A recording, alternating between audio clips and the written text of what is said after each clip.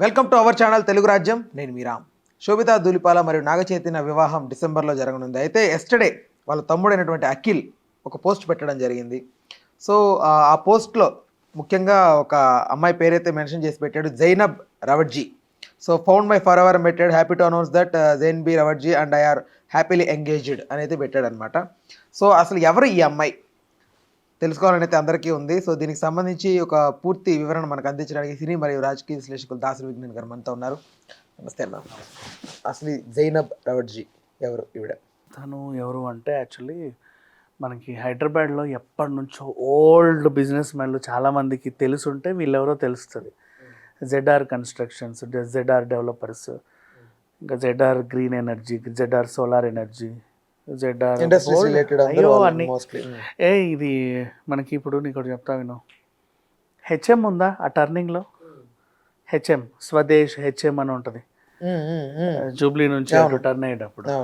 ఆ building ఆల్కజర్ plaza వీళ్ళదే. ఇంకో ఆల్కజర్ plaza ఉంటుంది బంజారా రోడ్ నెంబర్ 1లో, దాంట్లోనే వీళ్ళ ఆఫీస్ కూడా ఉంటుంది. ముస్లిమ్సా? ఎప్పటి నుంచో పాత ముస్లిమ్స్ అనమాట, ఎప్పటి నుంచో హైదరాబాద్లో ఉండి ఆ ఖాన్ లతీఫ్ ఖాన్ ఎస్టేట్ టైం నుంచి ఉన్న ముస్లిమ్స్ అనమాట వీళ్ళు. సీనియర్ బిజినెస్ మెన్స్, బాగా తెలుసు హైదరాబాద్ మీద అసలు బాగా పట్టున్న వాళ్ళు. అండ్ జెడ్ఆర్ అంటే ఇదే జైన్ రావుత్జీ వాళ్ళ నాన్న, వాళ్ళ అమ్మ కూడా జెడ్ఆర్ఏ, జుల్ఫీ రావుత్జీ. ఈవిడకు కూడా జైనాబ్ అని పేరు పెట్టారు. సో కొంచెం అంటే ఈ పిల్లోడి కంటే వయసులో కొంచెం పెద్దదే. మంచి ఎలా చెప్పను అంటే మంచి సోషలైట్. ఇప్పుడు వీళ్ళందరూ బాగా రెగ్యులర్గా కలుస్తూ ఉంటారు కదా. ఇప్పుడు మనకి సుబ్బరామిరెడ్డి వాళ్ళ అమ్మాయి పింకీ రెడ్డి, అండ్ అలాగే మన శిల్పా రెడ్డి గారు, మన మంచులక్ష్మి గారు కానీ, ఉపాసన గారు కానీ, ఇట్లా ఈ సెలబ్రిటీ టీం అంతా అప్పుడప్పుడు అలా అలా కలుస్తూ ఉంటారు కదా. అందులో వీళ్ళు కూడా ఉంటారు. మనం పలానా వాళ్ళు పలానా అని తెలియదు అంతే. మనకు ఎందుకు తెలుసు అంటే వాళ్ళు తెర మీద కనబడే మొహాలే మనకు తెలుస్తాయి. కానీ సీనియర్ బిజినెస్ మ్యాన్ల కూతుర్లు వాళ్ళు వీళ్ళు కూడా అప్పుడప్పుడు ఈ సెలబ్రిటీ పార్టీలకు వస్తుంటారు. But we don't know much. వీళ్ళకి ఎలా కుదిరిందో ఏంటో, మొత్తానికైతే పెద్దలు కుదిర్చిన వివాహంలానే ఉంది. So they are going to marry. మరి కామెంట్స్ ఎందుకు ఆఫ్ చేశారు? ఏంటది? కామెంట్స్ ఆఫ్ చేశారు. తప్పే ఉంది కామెంట్స్ ఆఫ్ చేస్తే?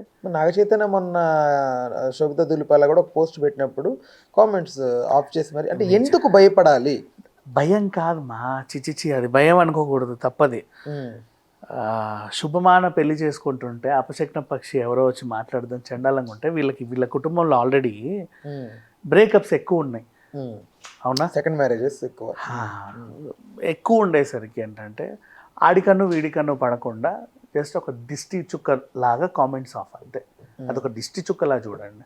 అంత తప్ప ఏదో భయపడి కదా మనకి ఎవడేం పెడతాడు ఏమంటారు అని కాదు. అనేవాళ్ళు ఉంటారు. సోషల్ మీడియా పబ్లిక్ ప్లాట్ఫామ్లోకి వచ్చాక మంచి చెప్తే చూసేవాడు ఉంటాడు, చెడు చూసేవాడు ఉంటాడు. అదే పనిగా బూతులు కామెంట్లు పెట్టేవాళ్ళు ఉంటారు కదా, అమ్మాయిల్ని నీచంగా మాట్లాడే వాళ్ళు ఉంటారు. సో దాన్ని వీళ్ళ ఫ్యామిలీ, అరే మా ఇంటికి మేము కోడలుగా తెచ్చుకున్న పాపానికి మా అమ్మాయిల్ని 10 మంది ఎందుకు నిందించాలి? ఎందుకంటే వాళ్ళు ఎక్కడెక్కడి నుంచో వచ్చారు బిజినెస్. ఇప్పటిదాకా వాడి పేరు చెప్తే తప్ప దాన్ని ఎవరికి తెలియదు. అలాని అడ్రస్ లేని మొహం అయితే కాదుగా. తనున్న ప్లాట్ఫామ్లో షీఈ్ ఒక శిఖరం. మనకేంటంటే తెర మీద కనబడే మొహాలే తెలుసు. తెర మీద కనబడే మొహాలని చాలామంది విచిత్రమైన కామెంట్లు పెడతారు, బూతులు పెడతారు, మంచివి పెడతారు, చెడువి పెడతారు.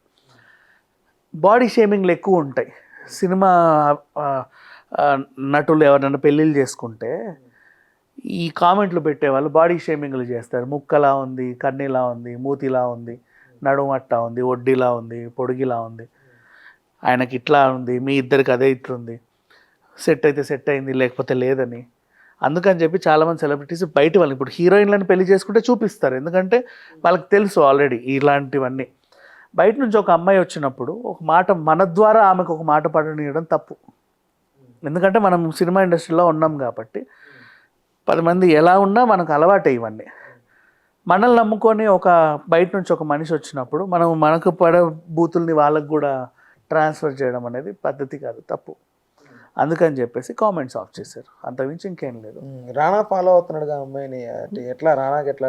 మిహికా బజాజ్ ఉంది కదా అమ్మాయి, తను మిహికా బజాజ్ రానా వాళ్ళ వైఫ్.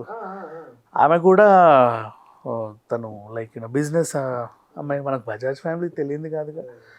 సో అట్లా ఈ బిజినెస్ వాళ్ళందరూ కూడా తరచూ ఎక్కడెక్కడ బిజినెస్ కాన్ఫరెన్స్లలో కలుస్తూనే ఉంటారు. మనకేంటంటే సినిమా వాళ్ళందరూ సినీ వేడుకల్లో కలిస్తే తెలిసినట్టుగా వీళ్ళు కూడా అలాంటి సోషల్ ప్లాట్ఫామ్స్లో ఒకరికొకరు తెలుస్తూనే ఉంటారు. So they meet each other, కలిసి ఎక్కడైనా ఫంక్షన్లో ఉన్నప్పుడు వాళ్ళ సంబంధించిన వాళ్ళు మనకు సంబంధించిన వాళ్ళు తెలిసినప్పుడు ఇలాంటివి ఉంటాయి. పైగా వీళ్ళ తాతల కాలం నాటి నుంచి వీళ్ళు రాజకీయాల్లో కూడా ఉన్నారు. ఇప్పుడు జగన్ వైఎస్ఆర్ గారు ఉన్నప్పటి నుంచి, తర్వాత వైఎస్ఆర్సీపీ ప్రభుత్వం వచ్చినప్పుడు దాంట్లో కొన్ని పాత్రలు కూడా ఇచ్చారు వీళ్ళకి. సో అట్లా మంచి వెల్ నోన్ ఫ్యామిలీ, అంటే ఏదో తెలియని వాళ్ళైతే కాదు. మనకి మాట్లాడుకుంటే అరే ఇక్కడే ఉన్నారు కదా అనిపిస్తుంది. రోడ్ నెంబర్ 1లో ఆల్కజర్ ప్లాజాలోనే వీళ్ళ ఆఫీస్. జెడ్ఆర్ మీద బాగా బోల్డ్ అన్ని కంపెనీస్ ఉన్నాయి, మంచి సీనియర్ ఇన్ఫ్రాస్ట్రక్చర్ కంపెనీ. అంటే అసలు ఎప్పుడు వార్తల్లో లేదు అంటే ఎంత మంచి కంపెనీయో చూడు. సీనియర్ కంపెనీ, 70-80 ఏళ్ళ నుంచి ఉన్న కంపెనీలు ఇవన్నీ. ఎప్పుడు వార్తల్లో లేరు అంటే మంచో చెడో డీసెంట్గా బిజినెస్ చేసే కంపెనీస్ కదా. అంత పెద్ద కంపెనీస్ తెలియట్లేదంటే సో అది ఇప్పుడు మనకి అక్కినేని ఫ్యామిలీతో వియ్యం కాబట్టి మనం వీళ్ళ గురించి మాట్లాడుకుంటున్నాం అంతే. అది ఇప్పుడు నాకు ఒక డౌట్ ఏంటంటే, అక్కినేని కుటుంబానికి సంబంధించి చాలామంది వచ్చారు, లైక్ హీరోస్ అవుతూ వచ్చారు.